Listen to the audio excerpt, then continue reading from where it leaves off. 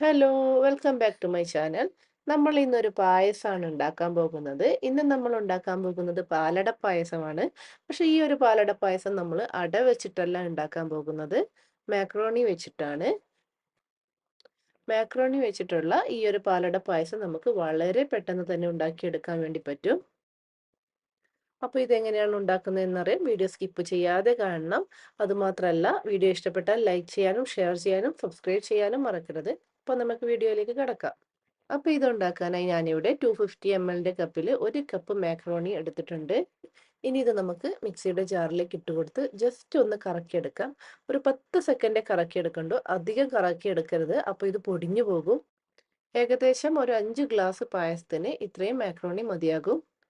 അപ്പോൾ നമ്മൾ മാക്രോണി മിക്സിയുടെ ജാറിലേക്ക് ഇട്ട് ഒന്ന് കറക്കിയെടുത്തിട്ടുണ്ട്. കറക്റ്റ് നമ്മൾ കടയിൽ നിന്നൊക്കെ വാങ്ങിക്കുന്ന അടയുടെ ആ ഒരു സൈസിൽ കിട്ടിയിട്ടുണ്ട്. ഇനി നമുക്ക് ഇത് വെച്ചിട്ട് പാലട പായസം ഉണ്ടാക്കാം. ഞാൻ ഇന്ന് ഉരുളിയിലാണ് ഉണ്ടാക്കാൻ പോകുന്നത്. അപ്പോൾ അതിലേക്ക് ആദ്യം തന്നെ 1 ലിറ്റർ പാല് ഒഴിച്ചു കൊടുക്കുന്നുണ്ട്. കൂടെ തന്നെ ഒരു 1/2 കപ്പ് വെള്ളം കൂടി ചേർത്ത് കൊടുത്തിട്ടുണ്ട്. ഇനി നമുക്ക് ആദ്യം ഈ പാലൊന്ന് തിളപ്പിച്ചെടുക്കാം. പാലൊക്കെ നന്നായി തിളച്ച് വന്നിട്ടുണ്ട്. ഇനി ഇതിലേക്ക് നമുക്ക് മാക്കറോണി ചേർത്ത് കൊടുക്കാം. മാക്രോണി ചേർത്ത് കഴിഞ്ഞ ഉടനെ തന്നെ നമ്മളിത് മിക്സ് ചെയ്യണം, അല്ലെങ്കിൽ അടിക്ക് പിടിക്കാൻ തുടങ്ങും. ഇനി ഇത് നമുക്ക് അടച്ചു വെച്ച് ഏകദേശം ഒരു 3 മിനിറ്റ് കുക്ക് ചെയ്യാം.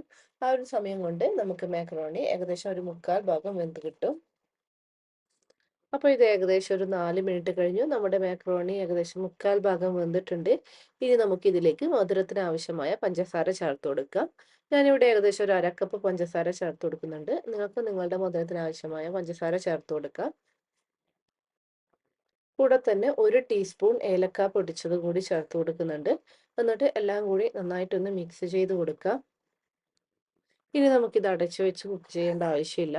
തുറന്ന് വെച്ച് തന്നെ കുക്ക് ചെയ്യാം. ഏകദേശം ഒരു 5 മിനിറ്റ് ലോ ഫ്ലെയിമിലിട്ട് കുക്ക് ചെയ്യാം. ഇടയ്ക്കിടയ്ക്ക് ഇതുപോലെ ഇളക്കി കൊടുക്കുക ഓർമ്മിക്കണം, അല്ലെങ്കിൽ അടിക്ക് പിടിക്കും.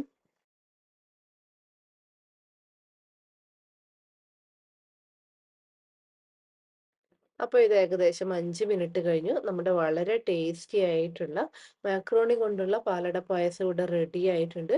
നിങ്ങൾക്കിപ്പോൾ കാണുമ്പോൾ തന്നെ മനസ്സിലാവും, അത്യാവശ്യം നല്ല കുറുകിയ രീതിയിലാണ് ഈ പായസം. ഇനി നമുക്ക് പായസം സ്റ്റൗ ഓഫ് ചെയ്ത് മാറ്റി വയ്ക്കാം. ഇനി ഇതിലേക്ക് കുറച്ച് കശുവണ്ടിയും ഉണക്കമുന്തിരിയും നെയ്യിൽ വറുത്തെടുത്തത് ഇട്ട് കൊടുക്കുന്നുണ്ട്. അപ്പോൾ നമ്മുടെ പാലട പായസം റെഡിയായി. ഇത് നമുക്ക് ഏകദേശം ഒരു 10 മിനിറ്റ് കൊണ്ട് തന്നെ ഉണ്ടാക്കിയെടുക്കാൻ വേണ്ടി പറ്റിയിട്ടുണ്ട്. അതുപോലെ തന്നെ ഇത് കറക്റ്റ് നമ്മുടെ സാധാരണ പാലടയുടെ അതേ ടേസ്റ്റാണ്. ഒരു മാറ്റവും ഇല്ല. മക്രോണി വെച്ച് ഉണ്ടാക്കിയതാണെന്ന് തോന്നുകയേയില്ല.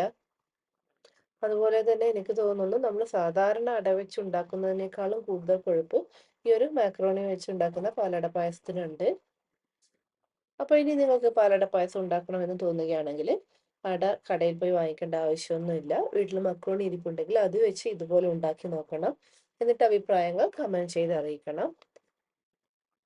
അപ്പോൾ ഇന്നത്തെ വീഡിയോ എല്ലാവർക്കും ഇഷ്ടപ്പെട്ടു എന്ന് വിശ്വസിക്കുന്നു. വീണ്ടും പുതിയ റെസിപ്പിയുമായി അടുത്ത വീഡിയോയിൽ കാണാം. അതുവരേക്കും ബൈ ബൈ.